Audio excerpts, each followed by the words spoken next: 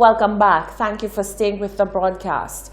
The Ministry of National Security is preparing to roll out the second phase of the CCTV project. The first phase of the project is said to be of great help to police, particularly in traffic matters, and will ultimately be a game changer in the fight against crime. Minister for National Security Herman Gill Francis assures that CCTV cameras installed along the Castries-Grizzly Highway are of great assistance to police, particularly with traffic offenses, where stories oftentimes do not add up. He says CCTV sees the truth. Well, the CCTV cameras are working well, and I'm happy that we put it up on the highway. A number of accidents have happened and persons refuse to take responsibility as the person who is wrong. Now, when they show them the footage, they automatically says, well, I'm guilty, and matters are settled very quickly. Minister Francis says efforts are already afoot to beef up national security with the installation of the high-tech CCTV cameras in other parts of the island. He says the importance of such initiatives to ensure citizen safety cannot be underestimated. There are going to be cameras placed in Castries and in Viewfort in the very near future. We are dealing with DTCL, so we're soon going to be signing that document to indicate for the cameras to come in. The minister warns would-be criminals that there will be no way and nowhere to hide from the CCTV cameras. The plan is to implement facial recognition technology to enhance the effectiveness of the cameras, which will be rolled out island-wide. The Assistant General Secretary of the CSA, Max Stephen Orbiton, says the union has a bone to pick with the Soufriere Regional Development Foundation as it relates to issuing of bonuses. Orbiton says the Labour Department and the Minister for Labour have had to intervene in what is essentially a simple matter. Previously, the foundation had an agreement with the union to only pay bonuses if the company met a $150,000 benchmark. That agreement was revised and a new policy was put in place. Orbiton says that agreement is not being honored.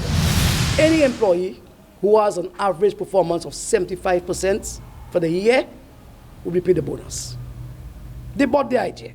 So we removed the provision for the 150 and included the 75% performance we signed. Signed in the presence of the Labour Commissioner. After this, the gentleman who signed at the time, who is no longer there, comes to a meeting with the new board and says, or the old board, and says, oh, he didn't know that's what he was signing. It had to be both now. In other words, CSA people are so stupid. You have a situation where the 150 benchmark cannot be met. It's not paid. So we will add another hurdle to say that you must meet the 150 and you must have 75. That's crazy. You talking about Jimmy Haynes? I wouldn't mention names, but somebody said so. So we said, all right, if we cannot resolve it, there is the Labor Act, which gives you the steps towards a settlement. We went to the Labour Commissioner. The Commissioner read the document and said to them, the CSA is correct. The CSA General Secretary says the intervention of the Labour Department still brought no resolve, and so the matter was brought to the Labour Minister. 26th of June this year. Now that's been going on for about a year. 26th of June this year, we met at mediation with the Minister. The Minister met with his team, read the documents. He told them at the meeting, gentlemen, what is the issue? This is clear. It's not in big legalese, how they say it. It's not for big terms for lawyers to interpret. It's clear. So I'm saying you have to pay it at the meeting. Verbally. He followed up with a letter to the foundation and to ourselves, giving the rationale and his ruling. They said they didn't receive it. I don't know how the Labour Department sent it, whether by mail. I said, all right. We went here, scanned our copy, sent to them. Not an acknowledgement that we received it. Okay, we understand we have to pay, but things are a little bad these days. We'll pay half now. Not a word from the foundation. He says the union is under tremendous pressure from its membership, and rightly so. Having no resolve on the matter, he says the union was forced to take this next step. Felt that we needed to come to the media to let people know what's going on. CSA is not about trouble. You know, we want to be fair to employers. They must be fair to us and the staff members. You understand me? We have had a long relationship with the foundation, you know. And as you know, the nature of the beast in the foundation is such that when labor is in power, most people are being employed are labor. When Flobo is in power, most people are employed are Flobo. So there's a mixture of both parties. They maybe even have a little SLPM in between, right? So it's not a matter of color, right? Because the workers who qualified for the bonus pay, right, support both parties.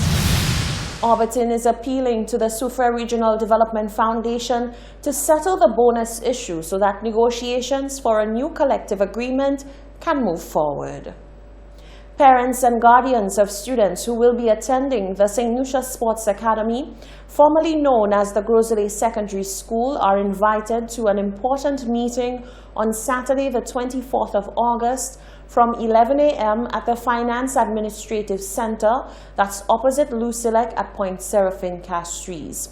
Transportation arrangements are the following. Bus M465 will depart from the Philip Marston grounds in Vieux-Fort at 10 a.m. Bus M538 will depart the Catholic Church by the Square in Soufriere at 10 a.m.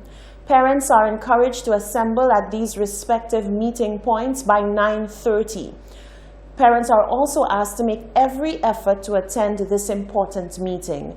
The Department of Education, Innovation and Gender Relations has expressed thanks to all in advance for their attendance and participation. Now, speaking of plans for the National Sports Academy, Senator Gideon Ferdinand is calling for more information about the institution and its curriculum ahead of the scheduled opening of the center in September. The former principal of the Miku Secondary School and Senator Gideon Ferdinand says it is very odd that so close to a new school year, there is not more information or even fanfare regarding planned operations at what was formerly the Grosley Secondary School but will now be the National Sports Academy. This Sports Academy has been mentioned several times before.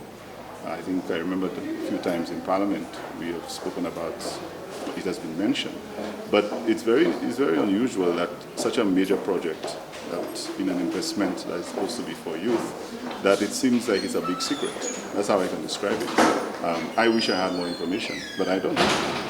I'm not sure that many of my former colleagues, principals and sports personalities, even the organizations that are in charge. I know some parents of some of the schools are very concerned from the St. Joseph's Convent, St. Mary's College, those I've spoken to, who have children who are excellent athletes. They're very concerned about what packages are going to be offered up there. We also have to take into consideration the addresses of some of the students, those who live in Soufriere, for example. There are lots of concerns, and it is very unfortunate that at this point, we're just 2 weeks away from the reopening of school, that it is still very unclear what's going on. There's a lot of speculation. And anytime you have speculation, people will be uncomfortable. So I am hoping that before the next week or so, or within some reasonable time, that someone with a definite pronouncement can say something that will stop all the speculation. Education Minister Dr. Gail Rigobert was pressed by members of the media on Tuesday. She had this to say about the matter outside the House of Assembly 2 days before Senator Gideon's comments. I invite you to stay tuned for the unveiling of the new school, the students, and the detail of the curriculum, all of which would have been crafted by very, very talented, very competent curriculum officers, teachers, and I must say with input from the Ministry of Sports as well and the sporting fraternity. I would assume that you as Minister are not aware of what the curriculum at the National Sports Academy, because people have been asking for a few months And you keep telling us to wait, to wait. Last time we asked you, you said to wait, but then people are curious. They want to know. The questions are coming to Are the you story. suggesting that the Sanusian population would love to see what the curriculum looks like? That excites me. They've been asking, they want to be I love curious. that level of interest, and that is the kind of positive reaction that we anticipate. You having indicated that says there's such a heightened level of interest outside of the persons we consider to be our natural stakeholders. I would encourage my team to do a brief on the curriculum. I must say that it's exciting. I understand fully that, and that's the beauty of consultation, given the number of stakeholders that we had engaged with respect to putting together the curriculum and the entire program, in a sense that I'm confident that students and parents alike would readily embrace what we have on offer. Senator Ferdinand says his counterparts seem none the wiser about the plans. Hot 7 News was able to source some general information about the curriculum students will undertake. A previous statement by government officials had indicated that student athletes will pursue a basic curriculum similar to that which obtains at secondary schools, but with a view towards ensuring that the pupils are eligible for scholarships in the USA, Canada, England, and Australia. There will also be specialized instruction geared towards careers in sports. This is the Hot 7 TV Nightly News. Stay with us. There's more news coming up after the break.